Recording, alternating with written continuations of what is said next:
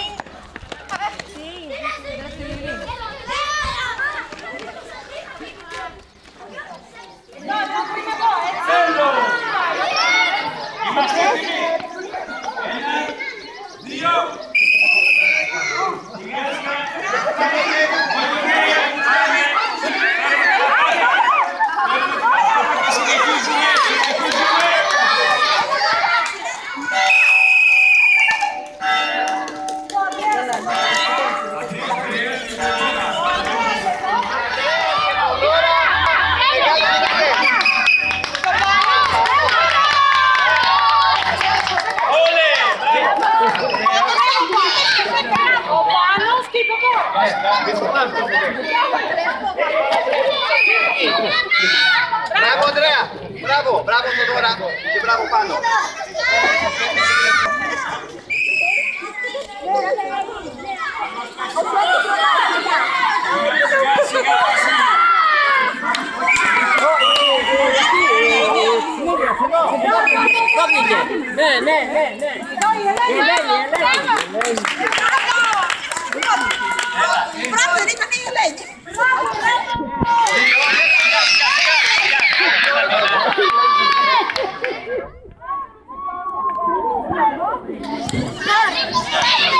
Εγώ βάζουμε στην τσάντα.